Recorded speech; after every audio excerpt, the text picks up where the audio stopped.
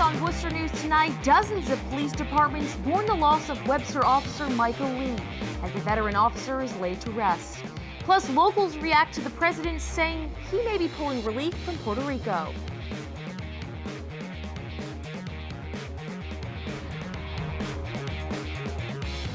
Good evening and thanks for joining us. I'm Anna Botari. President Donald Trump took to Twitter this morning to say the country may withdraw relief workers from Puerto Rico. Now 3 weeks since Hurricane Maria, water and power are still hard to come by. Here in central Massachusetts, a local organization is asking the president to not abandon the island. Our Cam Jandro now joins us live with the details. Cam? Anna, Worcester Loves Puerto Rico has been raising money for the island over the last few weeks. The organization says they are shocked to hear the president's tweet earlier today. I'm overwhelmed. There's days that I can't sleep. Jessica Salcedo reacts to President Trump's tweet about possibly pulling federal relief workers from Puerto Rico. Salcedo is the brand manager for Worcester Loves Puerto Rico. She says the news hits her on a personal level. It's a devastating blow for me because I know a lot of people that are on the island. People are fleeing the island. My own family is fleeing the island. My godmother, who's lived there her entire life, is being forced out of her home as a result. 3 weeks after Hurricane Maria hit, much of Puerto Rico lacks power, clean water, and medication. Worcester City Councilor Soraya Rivera believes relief shouldn't be removed from the island because it's United States territory. There may be some big water between us, but the reality is it's still part of the United States, right? We're still a Commonwealth, and these are U.S. citizens. How do we turn away from that? How do we turn our backs away? Worcester Loves Puerto Rico is a community fundraising effort kick-started with the help from Puerto Rico's First Lady, Beatriz Rosselló. Salcedo says the possibility of removing relief efforts motivates her to raise even more money for the island. The goal is to keep going. Initially, we want 10,000 to raise 10,000 for Puerto Rico, but we're not just going to stop there. I'm motivated by other things in the city as well. So no, this only makes me want to fight harder. Now, there is still no word as to when relief will be pulled from the island, but Worcester Loves Puerto Rico says 100% of the proceeds will be going to United for Puerto Rico. Anna? Thanks, Cam. Well, hundreds gather at the Sacred Heart of Jesus Church today for funeral services of Webster police officer Michael Lee. The veteran officer was killed over the weekend when his pickup truck drifted into the breakdown lane and crashed into a tractor trailer. Our Rosalind Flaherty was at today's services and has the story. Webster police officer Michael Lee's casket is carried into the Sacred Heart of Jesus Church.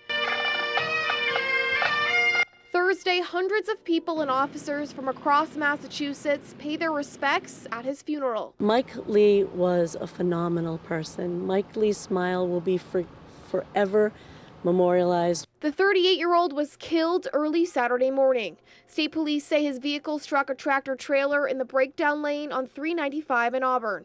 He was a 10-year veteran of the Webster Police Department. It's always shock. It's unexpected. Students from All Saints Academy in Webster gathered outside the church to acknowledge Officer Lee's service. It's just great that the community that he impacted and how they're coming to support him and his family and all the needs that they're going through right now. Principal Dave Grenier says he wanted his students to see and be a part of the unity. It's important for us as a community and as a country to realize what these guys do for us. It's a close community here in Webster, and you can tell, by the turnout. Deputy Chief Michael Shaw delivered the eulogy and remembers Lee as a great friend and officer. I was lucky to watch firsthand the impact he had on the victims of the numerous sexual assault cases he assigned. His thorough investigation and gentle demeanor made him a favorite with prosecuting district attorneys and a champion of the victims he represented.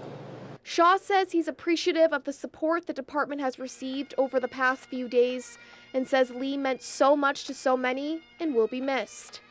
I will miss the laughter. Rosalind Flaherty, Worcester News Tonight. Also today, one of the men convicted in the 1994 murder of Paxton's police chief went before the parole board. Caroline Connolly has the latest on the hearing. As soon as Jamie Richards sat down, his answers did not sit well with the parole board questioning him here. What about you're sorry? How about starting there? He offered no apologies for his crime, a second-degree murder that the 45-year-old was convicted of at age 22 when he and 2 others were caught burglarizing homes near Paxton, and his friend shot and killed the responding police chief Robert Mortel. I did not shoot the man. I did not shoot, and I nor would I have ever chose to do so. You can't say that today. Yes, I can. During the nearly 3-hour hearing today, Richards grew combative, refusing to answer some questions and taking offense to others. If this is who you are today, I have concerns of who you're going to be out in the community. Well, you've spent 45 minutes with me, so I suppose that would be an accurate assessment of how I am. And that all drew criticism from the state and local police officers who packed this room, as well as Richards' daughter. The fact he sat here so arrogant and defiant, I don't know how you would expect this man to go into society, be able to hold a job, show any respect for anybody besides himself. Now, the parole board did not indicate today they plan to grant parole in this case, but they will make a formal decision here in about 2 to 6 months. In Natick, I'm Caroline Conley for Worcester News Tonight.